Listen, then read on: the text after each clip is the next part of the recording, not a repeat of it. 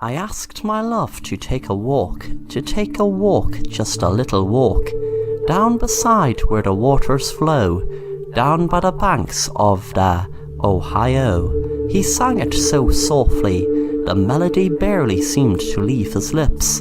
His voice was beautiful, hauntingly so.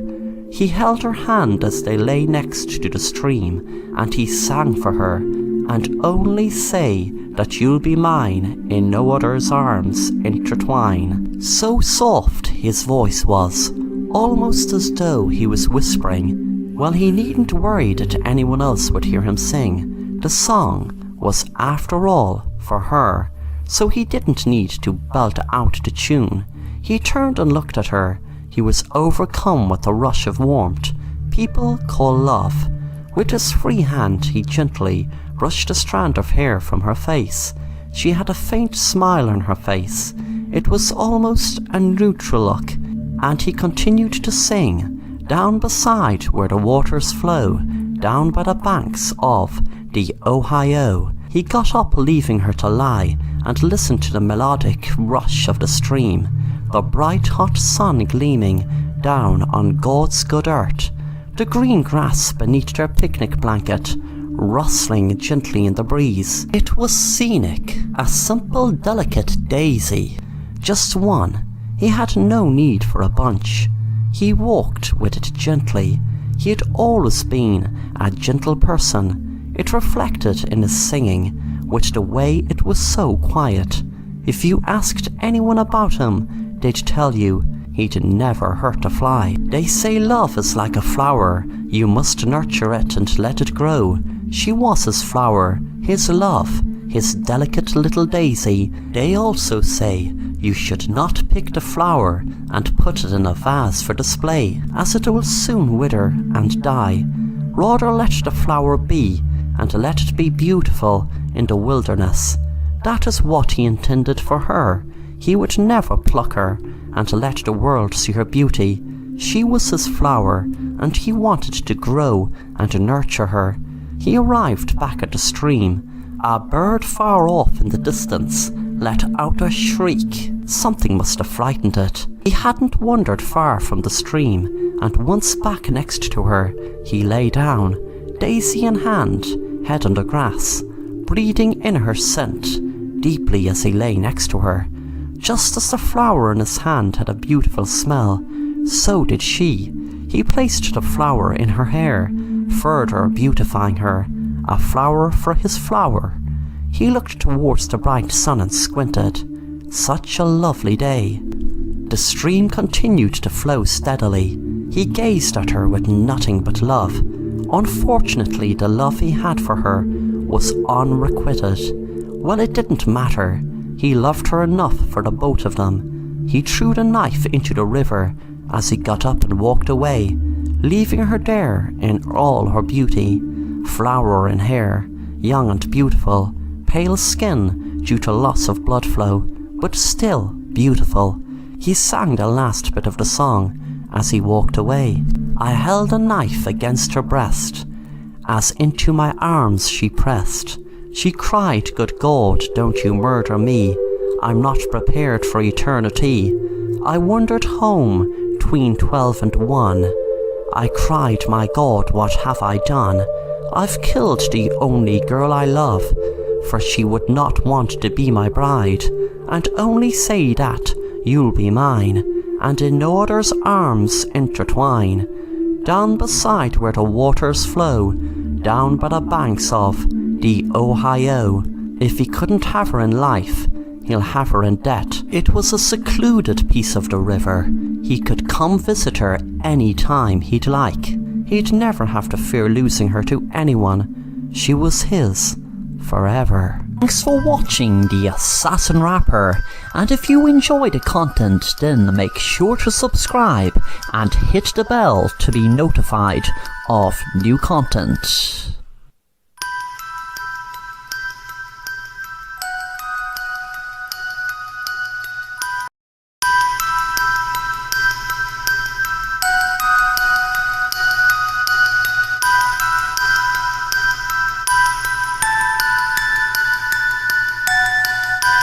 Thomas was looking forward to go to the cinema on Friday night.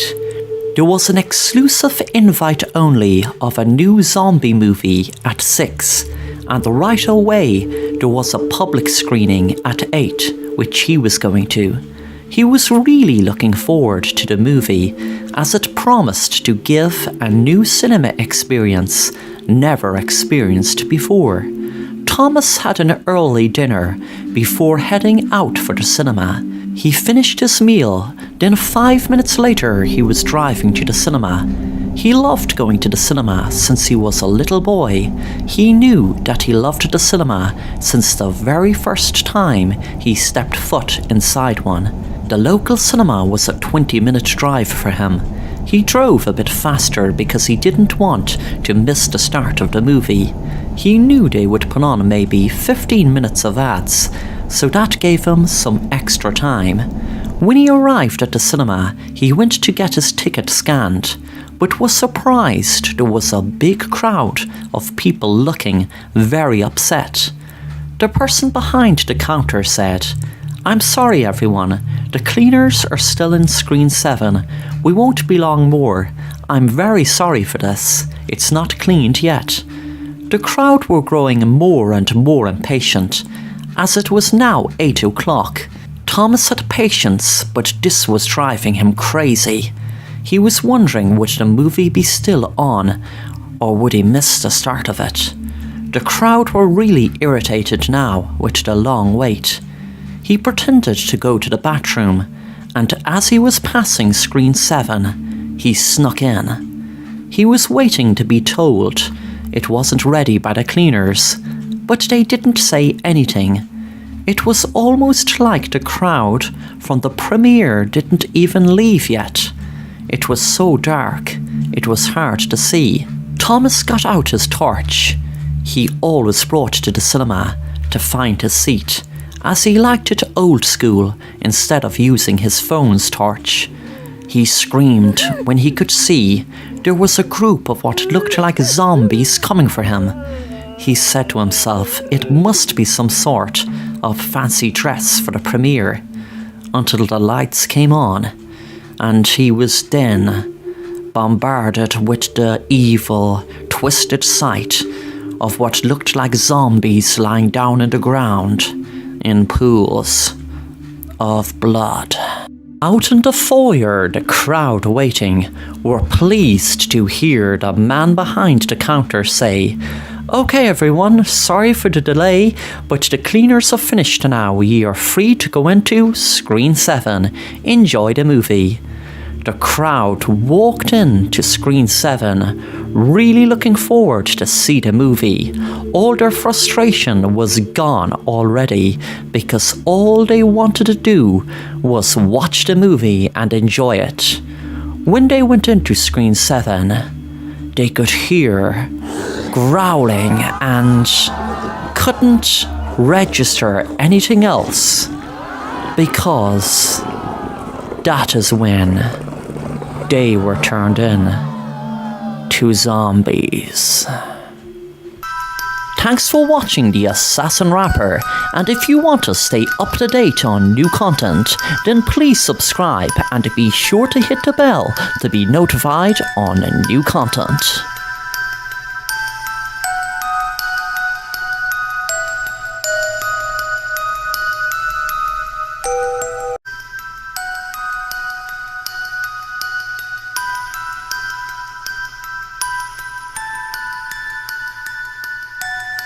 Megan was looking through her laptop for some place to live in New York.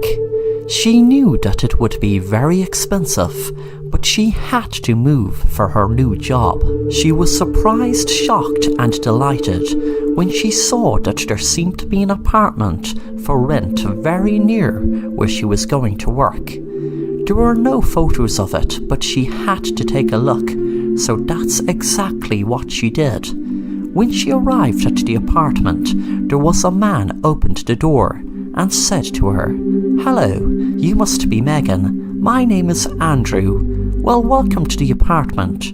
You can have this for $4,500 a month." She couldn't believe what he just said. so she asked him did he mean $4,500, and he said yes. When she looked inside the apartment, she couldn't believe the size of it for being in central New York and so reasonable. Megan was a pickpocket by choice. She didn't need the money, but she loved the thrill of it. She knew there were people who were kleptomaniacs, but she didn't consider herself one. She preferred to look at it as a cheap thrill.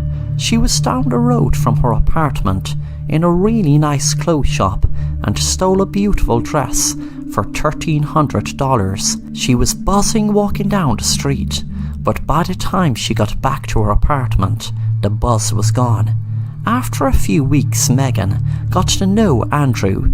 She went to his apartment, which was just across from hers, and they were drinking wine. She noticed that she saw all his apartment, every room bar one, and when she asked about it, Andrew told her that it was his mom who was sick and he was looking after her, and he preferred her not to be disturbed. One night, Megan walked into Andrew's apartment and the TV was on. He was asleep on the sofa, and there was this weird horror on the TV with a girl hanging from a ceiling.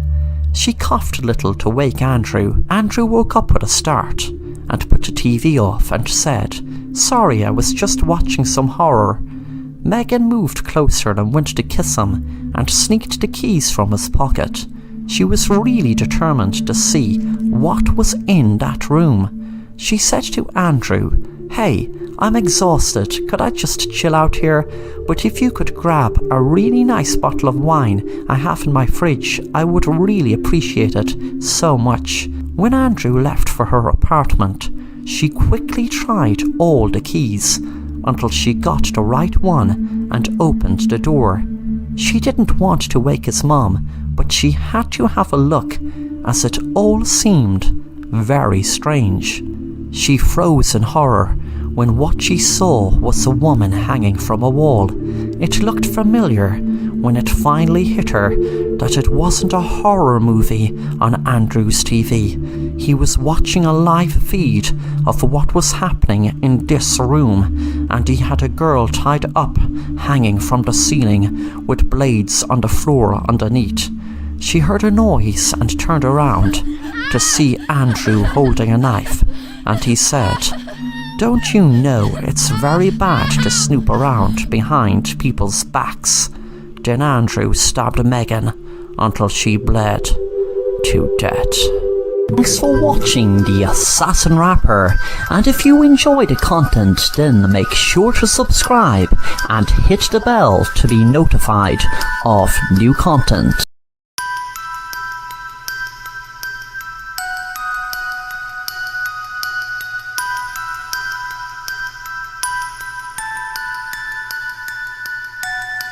It was summer in New Orleans when a pastor found out about a mysterious voodoo cult. He was sent an anonymous letter saying that the doom and evil would fall among their town if something wasn't done, and it had to be done from a man of faith.